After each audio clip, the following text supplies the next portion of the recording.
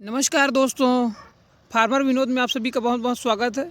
आज हम बात करने वाले हैं पत्ता गोभी की आधुनिक खेती देसी तरीके से कैसे करें। दोस्तों, जैसे कि आप देख रहे हैं गर्मी का सीज़न लगने वाला है और गर्मी में पत्ता गोभी की मांग बहुत ज़्यादा रहती है। पत्ता गोभी की शादियों में बहुत ज़्यादा ज़रूरत होती है और चाइनीज़ फूड में भी इसका बहुत ज़्यादा उपयोग होता है, इसलिए इसका मांग साल भर रहता है और ये हमेशा प्रॉफिट की ही खेती होती है। तो चलिए दोस्तों, पत्ता गोभी की खेती के बारे में डिटेल से बात करते हैं और जानेंगे कि स्टेप बाय स्टेप की हमने इसको कैसे ग्रो किया है। दोस्तों, अगर आपने मेरे चैनल को सब्सक्राइब नहीं किया है तो सब्सक्राइब कर ले, लाइक करें और शेयर करें। तो चलिए दोस्तों, इसकी बात करते हैं पत्ता गोभी की खेती के बारे में। सबसे पहले बात करें तापमान की। पत्ता गोभी की खेती आप 40 से 42 डिग्री की टेम्परेचर में भी कर सकते हैं और ये आसानी से हो जाता है।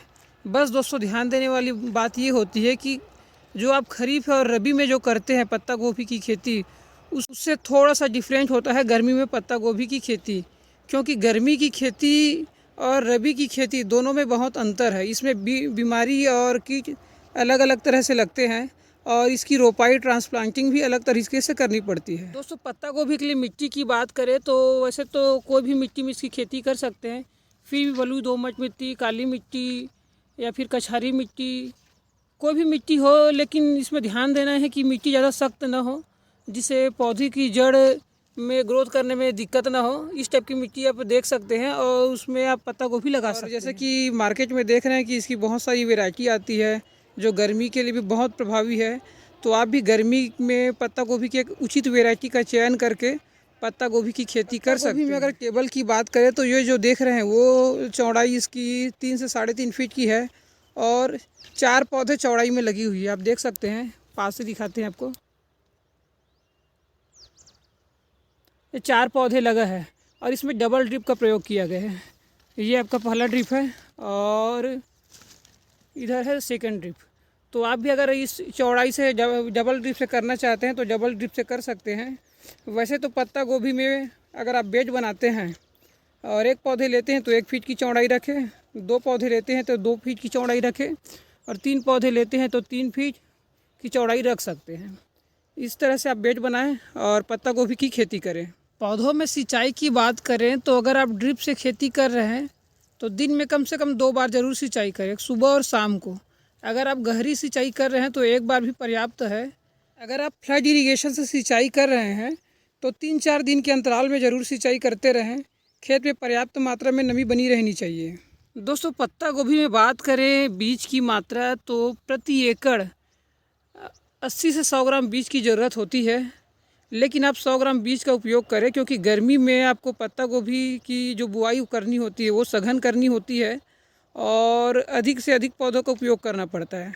आप पत्ता गोभी की रोपाई 1 फीट से कम की अंतराल पर करें और अधिक से अधिक पौधे लगाएं। पत्ता गोभी जो ठंड में हम गोभी की खेती करते हैं उसकी अपेक्षा कम ग्रोथ करती है, तो आप घना बुआई करें। इसकी घना बुआई करने से फ़ायदा यह है कि जिसकी आप देख सकते हैं एक पौधा बड़ा है और एक छोटा पौधा है, तो जैसे कि बड़ा पौधा कट जाएगा तो छोटा पौधा उसको स्पेस मिल जाएगा और जगह मिल जाएगी जिससे ये भी ग्रो करेगा और इसका भी फूल अच्छे से बनेगा।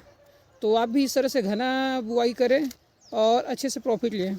आप इसकी दूरी देख सकते हैं, दूरी लगभग पौधे से पौधे की दूरी लगभग 1 फीट से कम है। आप इस तरह से भी कर सकते हैं।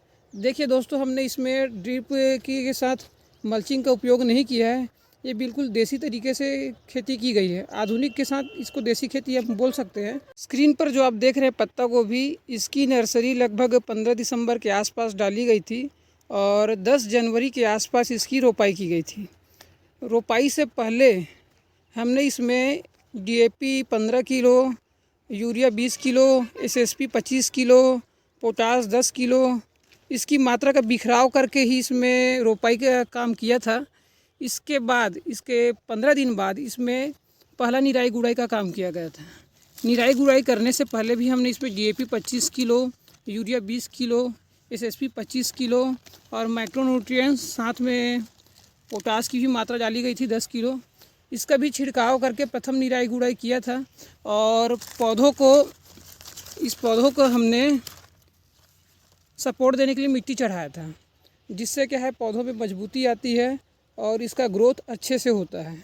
तो आप भी इस तरह से कर सकते हैं।